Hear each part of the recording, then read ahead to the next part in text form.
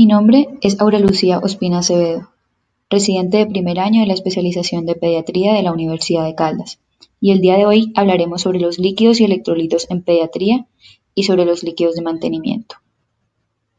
Los objetivos de esta charla serán conocer los aspectos básicos de la fisiología de los líquidos en la población pediátrica y conocer los aspectos más relevantes para la prescripción de la terapia hídrica de mantenimiento. Durante la primera parte de la charla hablaremos sobre los líquidos y electrolitos en pediatría, generalidades y fisiología, cómo se distribuye el agua corporal total, sobre osmolaridad y tonicidad, sobre los principales aniones y cationes, cómo se da el movimiento del agua y la regulación del volumen. En la segunda parte hablaremos sobre los líquidos de mantenimiento, las necesidades basales, la composición de las mezclas, el volumen a administrar y la forma de prescripción. Para la revisión bibliográfica de la charla, tuvimos en cuenta como texto guía la Fisiología Médica de Gayton, el Tratado de Pediatría de Nelson y un documento de revisión de la Universidad Nacional sobre líquidos y electrolitos en pediatría. Para las revisiones secundarias, tuvimos en cuenta un artículo publicado en el año 2018 sobre los líquidos de mantenimiento en pediatría y el PRECOP sobre líquidos y electrolitos. Tuvimos en cuenta también otros artículos que nos vayan a ayudar a entender sobre los líquidos de mantenimiento, la forma en cómo se calculan y su prescripción. Por último, revisamos guías internacionales, tuvimos en cuenta la guía NICE del 2015 y la guía de la Academia Americana de Pediatría del 2018. Entonces, ahora hablaremos sobre los líquidos y electrolitos en pediatría, generalidades y fisiología. Para ello, el primer interrogante que nos responderemos es ¿cómo se distribuye el agua corporal total? El agua corporal total como porcentaje del peso corporal varía en función de la edad. El feto normalmente tiene un agua corporal total muy elevada, que disminuye de manera gradual hasta aproximadamente el 75% del peso en el momento del nacimiento a término de un bebé. Los pacientes prematuros van a tener un contenido de agua corporal total mayor que el de los nacidos a término. Durante el primer año de vida, el agua corporal total disminuye hasta el 60% del peso corporal y en general se va a mantener a este nivel hasta la pubertad. Aquí, el contenido de grasa de las chicas aumenta con respecto a los chicos. Como la grasa tiene un contenido de agua muy bajo y el músculo muy alto, al final de la pubertad, el agua corporal total de los niños se va a mantener aproximadamente en el 60% y en las niñas disminuye al 50%. El agua corporal total se distribuye en dos compartimientos principales, el líquido intracelular y el líquido extracelular. En el feto y el recién nacido, el volumen del líquido extracelular es mayor que el del líquido intracelular. La diuresis postnatal va a dar lugar a un descenso inmediato del volumen del líquido extracelular, seguido de una expansión continua de volumen del líquido intracelular, que es resultado del crecimiento celular. Hacia el año de vida, el cociente entre el volumen del líquido intracelular y el líquido extracelular se aproxima a los niveles del adulto. El volumen del líquido extracelular es aproximadamente el 20 al 25% del peso corporal y el líquido intracelular va a corresponder aproximadamente del 30 al 40% del peso corporal. Con la pubertad, el aumento de la masa muscular en los chicos hace que estos tengan un volumen líquido intracelular mayor que las chicas. No va a haber una diferencia significativa de volumen del espacio extracelular entre ambos sexos. El líquido extracelular a su vez se va a dividir en plasma y líquido intersticial. El agua plasmática va a suponer aproximadamente el 5% del peso corporal, mientras que el líquido intersticial supondrá aproximadamente un 15% de este peso. La composición de los solutos del líquido intracelular y el líquido extracelular va a ser muy diferente. El sodio y el cloruro son los cationes y aniones predominantes en el líquido extracelular. Estas concentraciones de sodio y cloro van a ser mucho más bajas en el líquido intracelular, mientras que el potasio será el catión más abundante en él y su concentración intracelular va a ser aproximadamente 30 veces mayor que en el líquido extracelular. Las proteínas, los aniones orgánicos y los fosfatos serán los aniones más abundantes del líquido intracelular. Esta disparidad entre los aniones del líquido intracelular y el líquido extracelular va a estar determinada en gran parte por la presencia de moléculas intracelulares que no atraviesan la membrana celular, que es la barrera que separa el líquido extracelular del líquido intracelular. Por el contrario, la diferencia en la distribución de los cationes, es decir, del sodio y el potasio, es el resultado de la actividad de la bomba sodio-potasio TPasa, que utiliza energía de la célula para extraer sodio de la célula e introducir potasio en la misma. La diferencia en la composición electrolítica de ambos espacios va a tener implicaciones importantes al evaluar y tratar los trastornos electrolíticos. Ahora hablaremos un poco del sodio y del potasio. El sodio es el catión dominante del líquido extracelular. Solamente menos del 3% se va a encontrar en el espacio intracelular y va a ser el principal determinante de la osmolalidad extracelular. Por tanto, es necesario para el mantenimiento del volumen intravascular. Más del 40% del sodio corporal total está en el hueso. El restante se va a ubicar en los espacios intersticial e intravascular. Es la dieta del niño la que determina el aporte del sodio. En el caso de los lactantes, van a recibir el sodio de la leche materna y de las leches artificiales, que aporta aproximadamente de unos 7 a 13 milequivalentes por litro. El sodio se va a absorber con facilidad a lo largo del tracto gastrointestinal.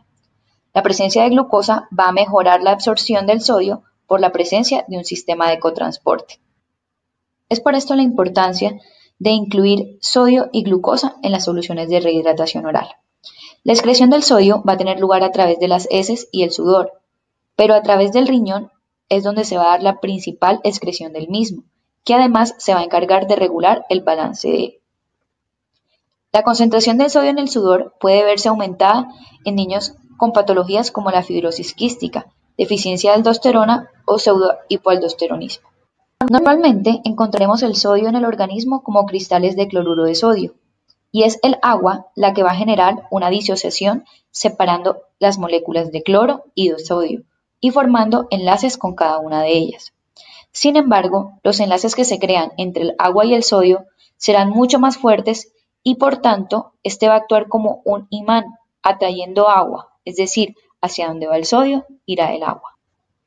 La concentración intracelular de potasio, aproximadamente de 150 milequivalentes por litro, va a ser mucho mayor que la concentración plasmática. La mayor parte de este va a estar contenida en los músculos.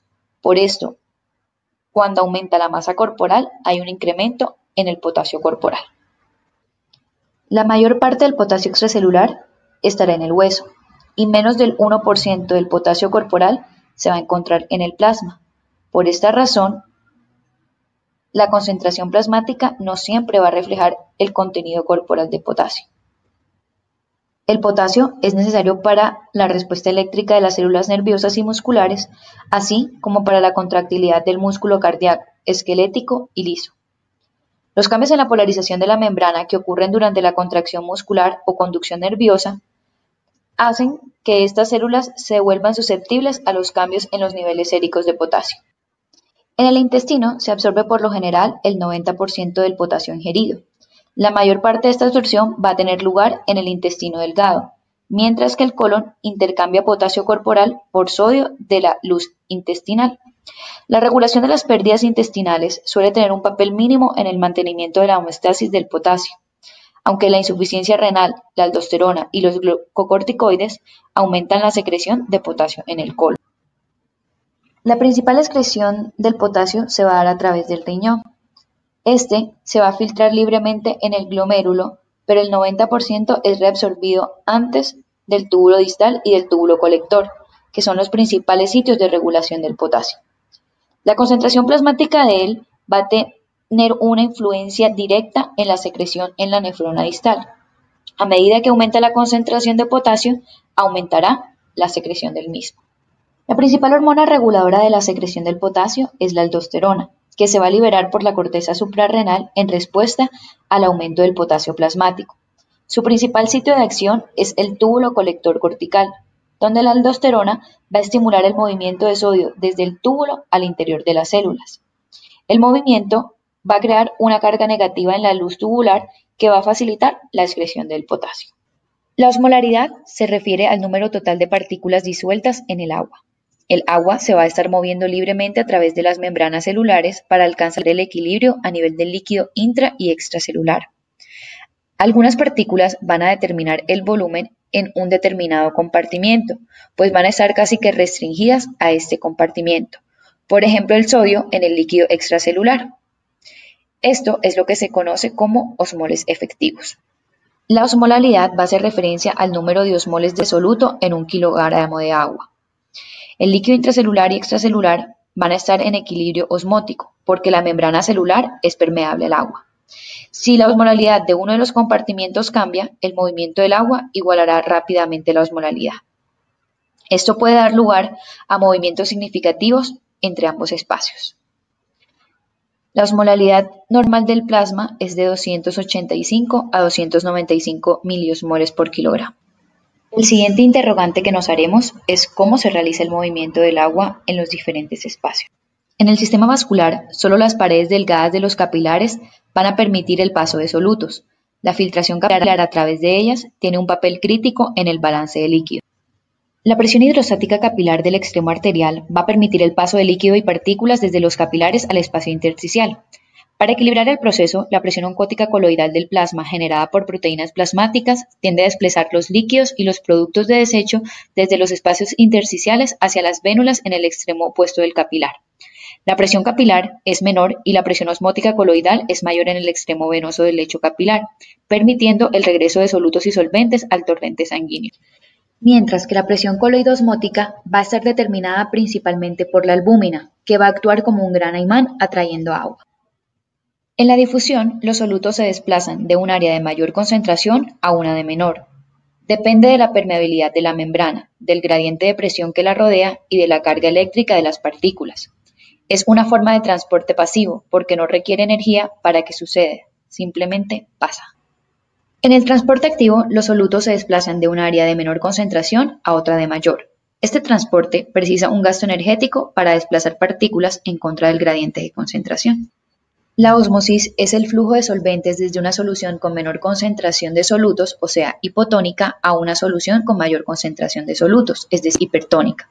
En la ósmosis, la membrana es permeable al agua, pero es selectivamente permeable a las partículas. Este tipo de transporte se detiene cuando suficiente cantidad de líquidos se ha desplazado por la membrana para igualar la concentración de solutos a ambos lados de la misma. La osmolaridad efectiva o tonicidad hace referencia a la presencia de solutos que no atraviesan libremente la membrana celular y generan un gradiente osmótico, es decir, las sustancias que hacen que se movilice el agua desde un espacio al otro a través de la membrana celular. La figura nos muestra un ejemplo con moléculas de azúcar. El tanque está dividido por una membrana semipermeable que permite el paso de agua. Vemos a la derecha cómo el agua se moviliza hacia el espacio que tiene mayor concentración de solutos. En este ejemplo, mayor concentración de agua. Está claro entonces que la osmolaridad efectiva o tonicidad se refiere a los solutos que tienen la capacidad de generar movimiento del agua a través de la membrana semipermeable. La osmolaridad sérica entonces es diferente a la osmolaridad efectiva. Por eso, para el cálculo de la osmolaridad sérica vamos a tener en cuenta el sodio por ser el principal catión a nivel extracelular y la glucosa y el BUM, que son otros de los solutos fisiológicos. Mientras que para el cálculo de la osmolaridad efectiva solamente tendremos en cuenta el sodio y la glucosa por ser los osmoles efectivos que se encuentran en el espacio extracelular. Si la glicemia es normal, la osmolaridad efectiva quedará determinada por el sodio. Como este ion lo encontramos unido a través de enlaces iónicos con el cloro y ambos iones poseen afinidad por el agua, entendemos entonces por qué en la osmolaridad efectiva es igual a 2 veces el sodio. Los líquidos corporales rara vez se van a encontrar en su forma pura. Se pueden encontrar como 3 tipos diferentes de solución: isotónicas, hipotónicas e hipertónicas. La solución isotónica es la que tiene la misma concentración de solutos que otra solución. 2 mezclas con igual concentración de solutos separadas en compartimientos adyacentes por una membrana semipermeable están balanceadas, porque el líquido de cada compartimiento permanece en su lugar. No hay ganancia o pérdida de volumen. La solución salina se considera isotónica, ya que la concentración de sodio casi iguala a la concentración del sodio en la sangre. La solución hipotónica es aquella que tiene una concentración de solutos menor que otra solución. Cuando éstas se encuentran separadas por una membrana semipermeable, el resultado neto es la salida de líquido de la solución hipotónica a la otra, hasta que las concentraciones de las dos se igualen. Debe tenerse en mente que el organismo siempre trata de mantener un estado de equilibrio. La solución salina al 0.45% se considera hipotónica porque la concentración de sodio en la solución es menor que la concentración de sodio en el plasma. La solución hipertónica, entonces, es la que tiene mayor concentración de solutos que otra solución. Cuando una primera solución contiene mayor concentración de sodio que una segunda, se dice que la primera es hipertónica comparada con la segunda. Cuando están separadas por una membrana semipermeable, pasará líquido de la segunda solución a la primera, hasta que las dos soluciones igualen su concentración. Una mezcla de solución salina al 3% se considera hipertónica, porque la concentración de sodio en la solución es mayor que la concentración de sodio en el plasma. El siguiente interrogante que responderemos es ¿cómo se regula el volumen? Un gran número de procesos corporales intervienen de manera simultánea para mantener el balance de líquidos. La comprensión precisa de los mecanismos de los procesos reguladores, respuestas de receptores, enzimas y hormonas en el organismo es la base para el tratamiento racional de los trastornos hidroelectrolíticos. Para que haya una adecuada regulación del balance hídrico, es muy importante la función del riñón. El riñón va a determinar el balance de sodio porque hay poco control homeostático de la ingesta del mismo. Este se va a hacer modificando el porcentaje de sodio filtrado que se reabsorbe a lo largo de la nefrona.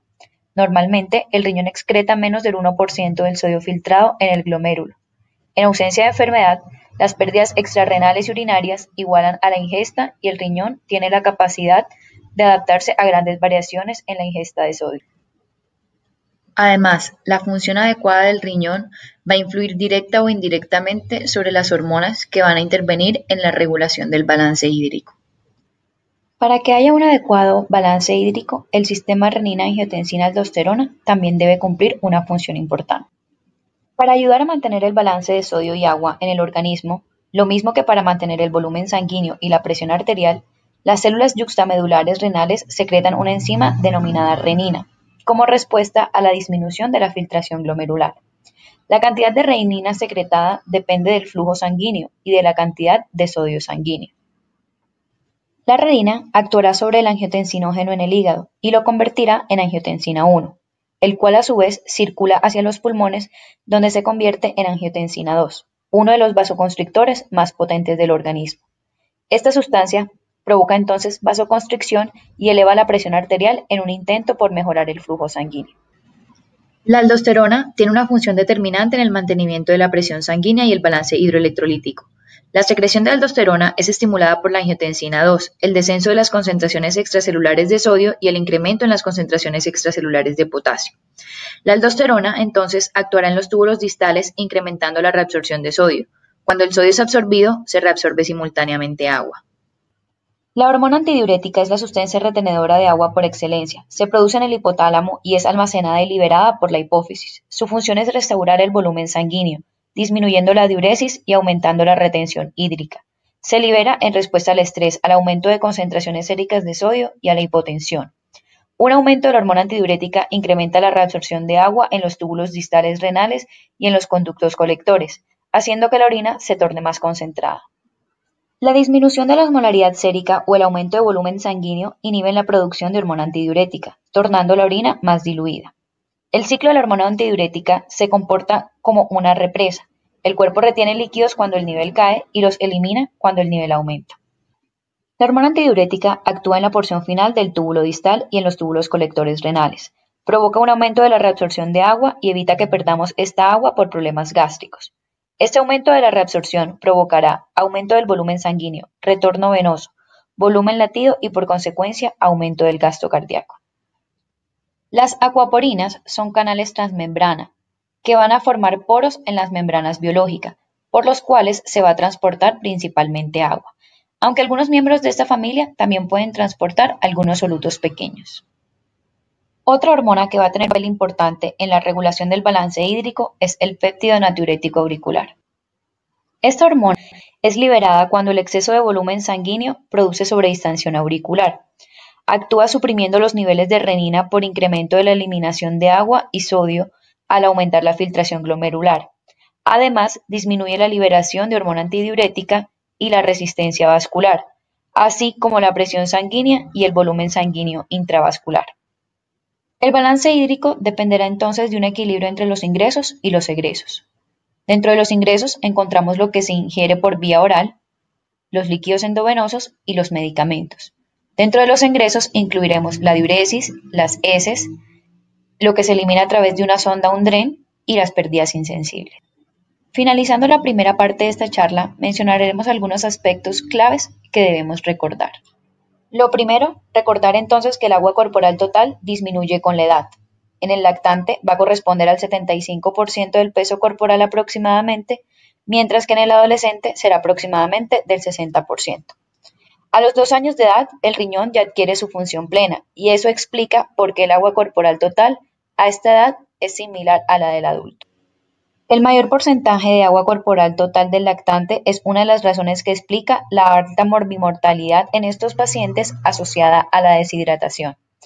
La distribución del agua corporal total en compartimientos virtuales nos ayuda a comprender los aspectos de la fisiología y su relación con la terapéutica.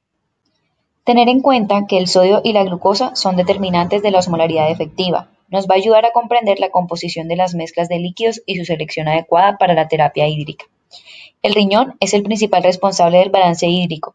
Su función normal es una consideración fundamental para definir aspectos de la terapia hídrica como el volumen y la adición de potasio.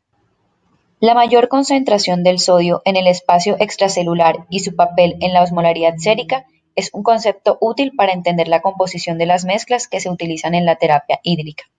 El sodio tiene una gran afinidad por las moléculas de agua y eso nos ayuda a entender la forma en que el volumen se maneja a través de la concentración de sodio. Continuando con la siguiente parte de la charla, hablaremos sobre los líquidos de mantenimiento. Estos se van a usar en aquellos niños que no pueden ser alimentados por vía enteral. Junto con estos líquidos, los niños pueden precisar a la vez líquidos de reposición si tienen pérdidas continuas excesivas e incluso recibir tratamiento de reposición del déficit. Los líquidos se consideran en pediatría como un medicamento esencial en el paciente. Es por eso que cuando enfrentamos la decisión de iniciar la terapia con líquidos, nos debemos responder 4 preguntas. La primera, ¿para qué necesito los líquidos? La segunda, ¿qué líquidos voy a poner? La tercera, ¿qué cantidad debo administrar? Y por último, ¿cómo los voy a administrar? La primera pregunta que responderemos es ¿para qué necesitamos los líquidos de mantenimiento? Para esto debemos tener claro si el paciente acepta y tolera la vía oral. Normalmente estos líquidos se van a indicar en aquellos pacientes que no tengan indicación de la vía oral, bien sea porque no puedan tolerarla o porque requieran un ayuno determinado. Es importante recordar que no todo paciente hospitalizado requiere la administración de líquidos de mantenimiento. Con la administración de los líquidos de mantenimiento se va a buscar cumplir 4 objetivos claves, que son evitar la deshidratación, evitar los trastornos electrolíticos, evitar la cetoacidosis y evitar el catabolismo proteico. El agua es un componente crucial en la fluidoterapia de mantenimiento, debido a las pérdidas obligatorias diarias de agua. Estas pérdidas son tanto medibles, como en el caso de la orina y las heces, como no medibles, que son las que llamamos las pérdidas insensibles, que son las que se dan a través de la piel y los pulmones. Si no se compensan estas pérdidas de forma adecuada, el niño estará sediento, incómodo y finalmente deshidratado. El objetivo del agua de mantenimiento es aportar el agua suficiente para reemplazar las pérdidas. Las pérdidas urinarias van a representar aproximadamente el 60% del total. Sin embargo, el riñón normal tiene la capacidad de modificar de forma marcada las pérdidas de agua, de modo que el volumen diario de orina puede variar en más de 20 veces. El agua de mantenimiento está pensada para aportar la suficiente cantidad para que el riñón no necesite diluir ni concentrar la orina de forma significativa. Entonces, las pérdidas insensibles son aquellas que van a ocurrir a través de la piel, que no incluyen el sudor, y a través del aire expirado. Las pérdidas insensibles de agua bajo condiciones basales corresponden aproximadamente a 30 cc por kilo día en los lactantes, 20 cc por kilo día en los escolares y 12 cc por kilo día en los adolescentes. Un método práctico para calcular las pérdidas insensibles es, en menores de 10 kilos, multiplicar 40 cc por kilo por día, y para mayores de 10 kilos, multiplicar 400 cc por metro cuadrado de superficie corporal día. El cálculo del agua de mantenimiento se va a basar en unos supuestos normales en relación con las pérdidas de agua. Sin embargo, hay ciertas situaciones que pueden causar aumento o disminución de las necesidades de agua. Dentro de las situaciones que pueden generar un aumento en las necesidades de agua, encontramos pérdidas a través de la piel, como en el caso de los pacientes prematuros que requieren calor radiante, en pacientes en manejo con fototerapia, en pacientes con fiebre excesiva, persistente, alta, en pacientes con sudoración abundante y en pacientes con quemaduras. A través de los pulmones, la taquipnea y la traqueostomía pueden aumentar estas necesidades. A través del tracto gastrointestinal, la presencia de diarrea, vómitos y aspiración nasogástrica, y a nivel renal, la presencia de poliuria.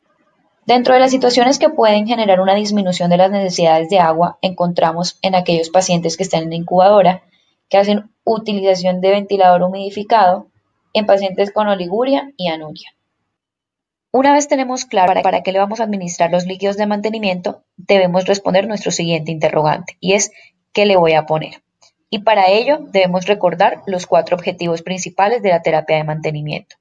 Con respecto a los 2 primeros, evitar la deshidratación y evitar los trastornos electrolíticos, lo lograremos teniendo en cuenta que los líquidos de mantenimiento se van a componer de agua, sodio y potasio. Con respecto a los otros 2 objetivos de la terapia de mantenimiento, es donde radica la importancia de la administración de la glucosa en los líquidos de mantenimiento, pues con ello se va a evitar el desarrollo de cetoacidosis por inanición y va a disminuir la degradación de proteínas que tendría lugar si el paciente no recibiera ninguna caloría. Otro aspecto que tenemos que tener en cuenta es que los líquidos de mantenimiento no aportan calorías, proteínas, grasa, minerales ni vitaminas adecuadas.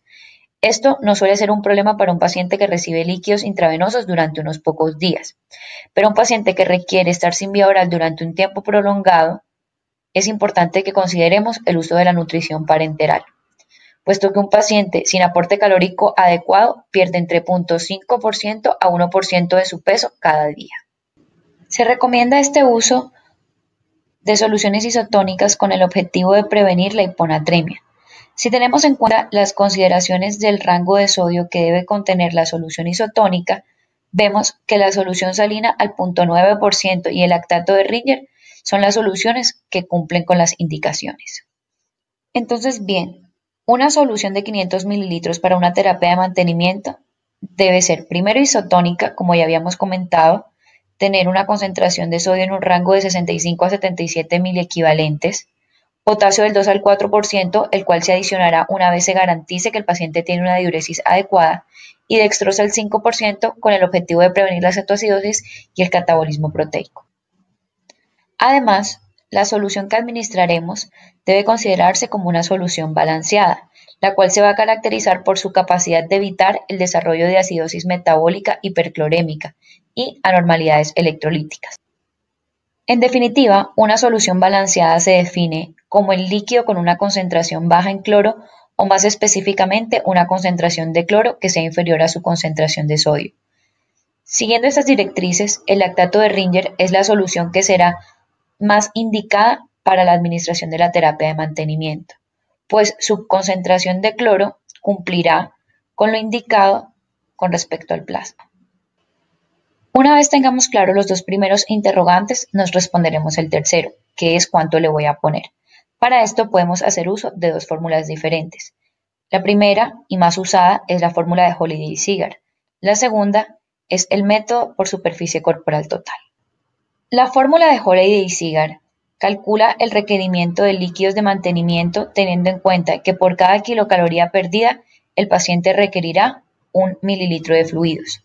Dicho cálculo parte de los estimados promedio de un individuo normal, en estado de reposo y en un medio adecuado.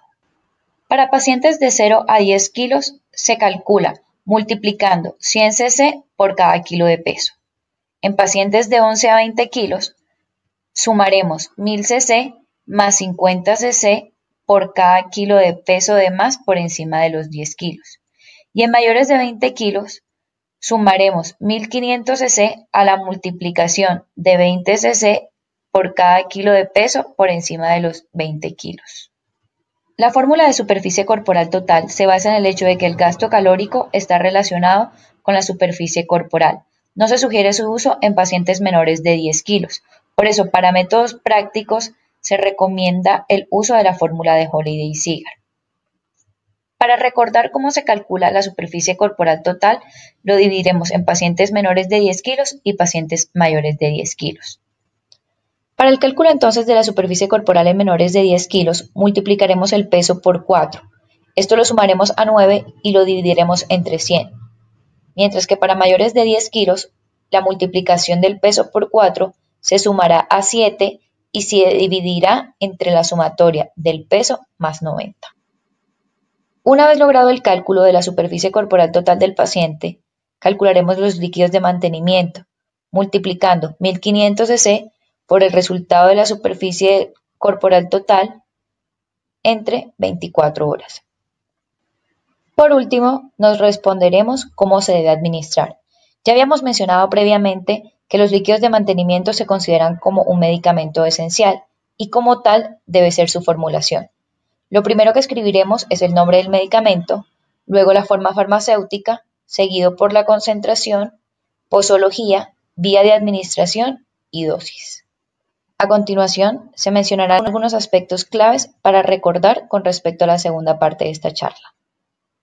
Para cumplir los objetivos de la terapia hídrica de mantenimiento, las mezclas deben ser isotónicas, con potasio del 2 al 4% y con glucosa si está indicada. Se prefiere el uso de mezclas isotónicas dado que la mayoría de los pacientes que requieren líquidos de mantenimiento tienen patologías que cursan con síndrome de secreción inadecuada de hormona antidiurética. Antes de iniciar una solución dextrosada como terapia de mantenimiento, debemos recordar que genera diuresis osmótica, aumenta el cociente respiratorio y si está diluida en agua destilada, afecta el volumen intracelular. En la práctica, para un paciente mayor de 30 kilos, la diferencia de volumen calculada por Holiday y Seagar versus superficie corporal cuya función renal y cardíaca son adecuadas no es relevante. Para iniciar el potasio a la mezcla de mantenimiento, debemos garantizar que el paciente tenga una diuresis adecuada y estable. Y no debemos olvidar que el volumen máximo a administrar en 24 horas es 1.5 veces las necesidades basales o 2400 cc. Ahora pondremos un ejemplo sobre la prescripción de los líquidos de mantenimiento que sintetice lo aprendido durante la charla. Tenemos entonces un paciente masculino de 5 años que pesa 19 kilos con un diagnóstico de una crisis asmática moderada. La primera pregunta que nos vamos a responder es ¿para qué necesita los líquidos? Tenemos entonces a un paciente preescolar con un cuadro respiratorio que compromete la vía aérea inferior. En el momento taquipneico, lo que puede aumentar las necesidades de agua, y mientras supera se recomienda suspender la vía oral. Además, que si progresa la dificultad respiratoria, se puede ver alterado el estado de conciencia, influyendo sobre los reflejos de protección de vía aérea. Por lo tanto, no se recomienda la vía oral hasta no controlar la crisis. Continuando con la siguiente pregunta sobre qué líquidos voy a necesitar, entonces elegiremos una solución isotónica con potasio. Para este ejemplo, escogimos el lactato de Ringer adicionando cloruro de potasio. Para responder al tercer interrogante sobre cuánto le vamos a poner, utilizaremos la fórmula de Holiday y Seagar para el cálculo de los líquidos de mantenimiento. Tenemos un paciente que pesa 19 kilos, entonces sumaremos 1000 cc más la multiplicación de 9 por 50, lo que nos va a dar un volumen total de 1450 cc. Esto lo vamos a dividir por 24 horas que tiene el día y nos va a dar un volumen de 60.4 cc hora. Por último, la indicación de los líquidos de mantenimiento quedaría lactato de Ringer, bolsa por 500 mililitros, más cloruro de potasio, solución inyectable por 20.000 equivalentes en 10 cc, de los cuales administraremos 10.000 equivalentes. Esto lo vamos a administrar vía endovenosa a 60 cc hora. Entre paréntesis, recomendamos escribir la fórmula por la cual calculamos los líquidos de mantenimiento. Para concluir, recordemos entonces que existen diferencias en la división de los compartimientos y composición del agua corporal total entre la población pediátrica y los adultos, razón por la cual el manejo de los líquidos es diferente. Los líquidos de mantenimiento tienen una indicación precisa y su aplicación se fundamenta en la fisiología de los líquidos y electrolitos. Se recomienda que para el paciente pediátrico hospitalizado sean isotónicos, con potasio al 2 al 4% si la diuresis está presente y estable y con dextrosa si no está contraindicada. Muchas gracias. Por último, los invitamos a seguir visitando nuestro canal de YouTube.